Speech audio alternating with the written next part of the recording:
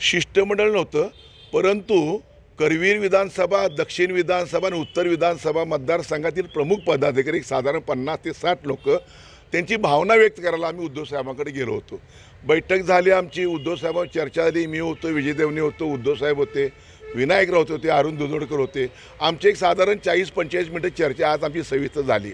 त्यांना आम्ही काय घडते कोल्हापूर ते सांगण्याचा आम्ही प्रयत्न केला, परंतु साहेबांचा मूड असा होता की मी निर्णय घेतलेला आहे। बॉस इज ऑलवेज राईट म्हणतो, साहेबांनी निर्णय घेतला आम्ही मान्य आहे, परंतु निर्णयामुळे आम्हाला भविष्यात काय होऊ शकतं काय नाही होऊ शकतं, पक्षवाढीसाठी काय धोका होऊ शकतो का नाही होऊ शकतो, शिवसैनिकांचं भवितव्य का असेल नसेल, आम्ही मांडण्याचा प्रयत्न केला। परंतु साहेबांचं मन मोठं आहे। मी एवढंच म्हणेन की साहेबांनी आपल्या ज्या लोकांना वाचवण्याचा पद्धतशीर प्रयत्न करून सगळं निर्णय घेतला आहे, तो आपण निर्णय घेतला असं त्यांनी सांगितलं।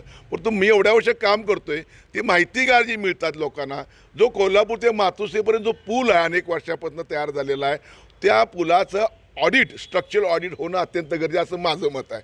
बरं, हे कोल्हापुरातच घडतंय का? अनेक राज्यामध्ये घडते। मी बंड केलाय काय तर नाही केला। माझी भूमिका अशीच होती की अनेक जण कोल्हापुरात सगळं सोडून गेल्यानंतर, शिवसेनेमधून सोडून गेल्यानंतर, माझे आमदार सुरेश भाऊ असून देत, मग आपल्या रामोदादा चव्हाण असून देत, मान्य अनेक जण सोडून गेल्यानंतर मी अनेक 50-60 कार्यकर्ते आमची शिवसैनिक इथं काम करत होतो। किती वर्ष काम करत होतो, सत्ता असून दे नसून दे, चढउतार अनेक आम्ही बघितले, परंतु पक्षाशी आम्ही एकनिष्ठ राहिल्यानंतर आमची भावना अशी असती की कोल्हापुरात शिवसेनेमध्ये चांगल्या पद्धतीने काम झालं पाहिजे, शिवसेनेचं भवितव्य चांगलं असलं पाहिजे आणि आमची भूमिका तुम्ही आमची ऐकून घ्या। 36 वर्षानंतर काम केल्यानंतर एका उपनेत्याची भूमिका जर तुम्ही ऐकूनच घेणार नसाल तर थोडंसं मला वाईट वाटलं आणि ह्या वाईट झाल्या कारणाने मी बाहेर आलो आणि म्हणालो की नाही, उपनेते पदाला जर ते म्हणाले मी निर्णय घेतलेला आहे, होय निर्णय घेणं तुम्हीच घेऊ शकता, आम्ही तुम्हाला निर्णयाला कुठं आम्ही विरोध करतोय, फक्त काय झालं आणि काय झालं हे आम्हाला कळून दे, कुणी सांगितलं निर्णय घ्यायला, कुणी मध्यस्थी केली, कुणी नाव आणलं, ते म्हटले मी आणले। आता मग साहेबांनी आणलं तर आम्ही काय बोलणार, परंतु नावाला विरोध नव्हता, प्रक्रियेला विरोध होता। कुणाचं नाव आलं, कुणाला जिल्हा प्रमुख केलं ह्याचा आम्हाला काही विरोध कुणाचा नव्हता, नसणार आहे, परंतु जी प्रक्रिया राबवली गेली आहे त्या प्रक्रियेला आमचा विरोध होता। विधानसभेला सुद्धा तेच झालं। कोण आले आमची मुलाखती घ्यायला, का मुलाखती घेतल्या, आमच्या का वातावरण इथं तयार केलं, आम्हाला आमच्या मायावर आम्हाला दोघं इच्छुक होते, का उमेदवारी मिळाली आम्हाला, आणि पद्धतशीरपणे षडयंत्र रचून ते आमच्या विरोधकाला कसा फायदा होईल हे षडयंत्र रचलं गेलं। ह्या सगळ्या वेदना आजच्या कालच्या नाही, 10-12 महिन्याच्या, 10-15 वर्षाच्या आहेत त्या, आत्तापर्यंत खूप सहन केलं। मग एका शिवसैनिकाचं एवढ्या वर्षाचं तुम्ही ऐकणार नसाल तर मग बाकी आमची व्हॅल्यू तिथं कमी झाली का, आम्ही कुठं तर कमी पडतोय का, ही आमची भावना झाली। हा निर्णय चुकीचा होता का? आणि कोल्हापूर ते मातोश्री या पुलाचं नाव काय आहे? नाही, मातोश्री, कोल्हापूर ते मातोश्री पुलावर अनेक जण गेलेले आहेत या कोल्हापुरातून, त्या सगळ्यांचंच ऑडिट होणं गरजेचं आहे।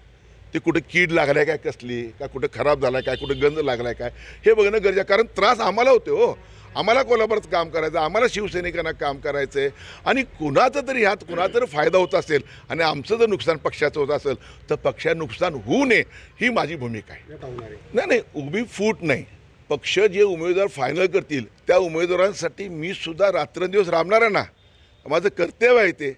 जे पक्षप्रमुख उमेदवार देतील त्या उमेदवारांसाठी मी काम करणार, त्यांना निवडण्याचा प्रयत्न करणार। मी शिवसैनिक म्हणून कार्यरत राहणार। मी परवा पण आपल्याला सांगितलं आणि आत्ता पण सांगतोय ना, मी तुम्हाला परवा सांगितलं माझे दैवत आहेत, मी त्यांचा बाबा प्रभू रामचंद्र हनुमान आहे, परंतु जर मला तिथं कुठं जर काही माझं ऐकलं जात नसेल, मला काही जर माझं कोणी जर व्हॅल्यू नसेल या पदाला, तर मग प्रत्येकजण आपला विचार करतं, असं बाबा काय करायचं, अनेक लोक का निघून जात आहेत, कशासाठी निघून जात आहेत, का त्यांच्या मनात पाप येते, माझ्या मनात अजून पाप आलेलं नाही हे पण तेवढं स्पष्ट करतो। सत्य आहे ना, काय चूक आहे, खरंच आहे ना, परंतु त्यांचं मोठेपण आहे की ते कुणाला असं आपल्या पदाधिकाऱ्याला कुठल्या नेत्याला बदनाम होऊ नये म्हणून ते स्वतःवर घेतात आणि त्यांच्या विरुद्ध आम्ही काही बोलू शकत नाही। मी तुम्ही जे सांगितलेलं आहे ते माझ्यापर्यंत नीट पोहोचलं नाही, तुम्ही आत्तापर्यंत का सांगितलं नाही, ती जबाबदारी आम्ही संपर्क प्रमुखांची होती, ती जबाबदारी विनायक राऊतांची होती।